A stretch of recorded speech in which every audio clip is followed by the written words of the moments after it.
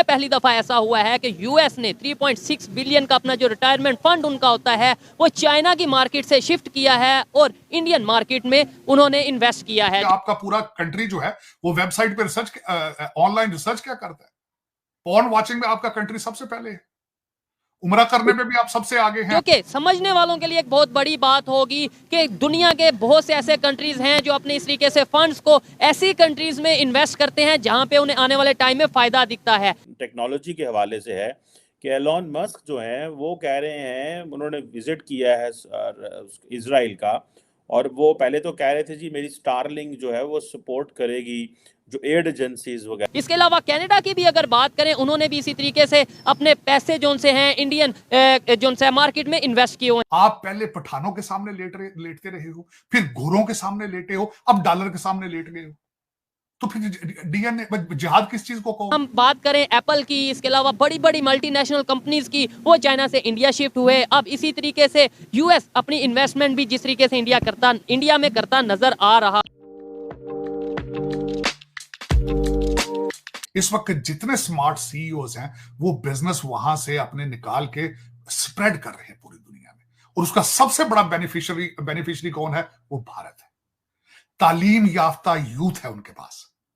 मोदी साहब ने यहां आके कहा था कि अमेरिका के पास तालीम और टेक्नोलॉजी है, हमारे पास पढ़ा लिखा यूथ है, हम ब्रिज बनाएंगे। इस वक्त अमेरिका के अंदर 20 यूनिवर्सिटियां जो हैं उनका भारत के साथ पहले प्रोग्राम चल रहा है, जहां उनको एक एक साल पहले वीजा दे दिया जाता है स्टूडेंट्स को। इस वक्त state department have one department dedicated to this project.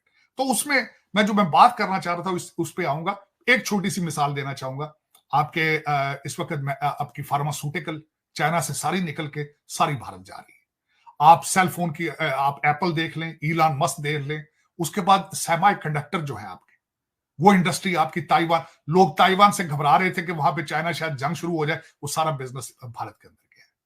जितना चाइना से लोग घबरा के कंडक्टर का बिजनेस है सारा का सारा जाए। लेकिन उसमें सब मैं ये देखना चाहूंगा, ये हर बंदे को जानता है, मैं नई बात नहीं बता रहा, लेकिन कभी आपने सोचा है कि हमारे वतन अजीज का भी बंदा कोई ट्राई करता कि ये जो लोग चाइना से भाग रहे हैं ये आके पाकिस्तान में कुछ कर लेंगे? ऐसी बात नहीं। मुझसे कहते हैं यार मेजर साहब आपको ऐसी बात नहीं करनी चाहिए, हम लोग जब तरक्की करते हैं तो भारत जलता। यार तुमसे जलता वलता कोई नहीं है, तुम्हारे पास ऐसा कुछ भी नहीं है कि तुमसे डेमोक्रेटिक रिपब्लिक को कॉन्गो भी जले। कोई अफ्रीका का मुल्क है ना जिसमें सड़कें भी नहीं है, पानी पीने को नहीं, वो भी तुमसे नहीं जलता यार, वो भी तुम्हारा नाम नहीं लेते।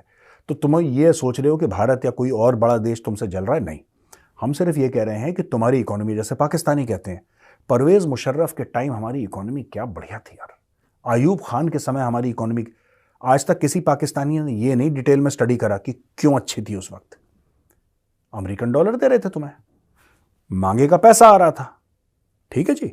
आप समझ लो आपको किसी ने क्रेडिट कार्ड दे दिया, आपके रईस चाचा ने आपको एक क्रेडिट कार्ड दे दिया, ठीक है, और क्रेडिट कार्ड में बोला कि तुम करोड़ों रुपए खर्च कर सकते हो, जब भी स्वाइप करोगे तुम शॉपिंग करो, लेकिन तुम्हें पैसे नहीं देने, पैसे तुम्हारे चाचा भर देंगे पीछे से।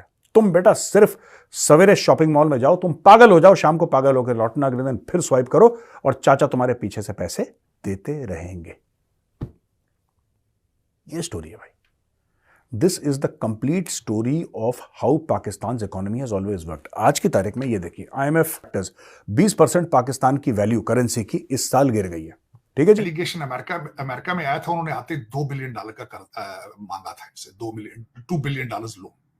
भारत ने क्या मांगा था? उन्होंने कहा था हमें इंडियन इंस्टीट्यूट ऑफ टेक्नोलॉजी बनाने की मदद करें आप। उन्होंने किया, वहां मौलाना आजाद और नेहरू साहब ने वहां पे इंडियन इंस्टीट्यूट ऑफ टेक्नोलॉजी की बुनियादें रखी। आज वो उसी का फायदा उठा रहे हैं, उसी का फल वो कर रहे हैं। वहां यहां पे जो अजय बंगा साहब हैं वो इंडियन इंस्टीट्यूट ऑफ टेक्नोलॉजी के पढ़े हैं, और वर्सेस 1300 यूनिवर्सिटियां इस वक्त भारत में मौजूद हैं, आपके पास 80। दूसरी बात, आप आज भी इंग्लिश से नाराज हैं, इंग्लिश तालीम से नाराज हैं, आप तालीम से नाराज हैं, आप टेक्नोलॉजी से नाराज हैं, आप हर चीज से नाराज हैं।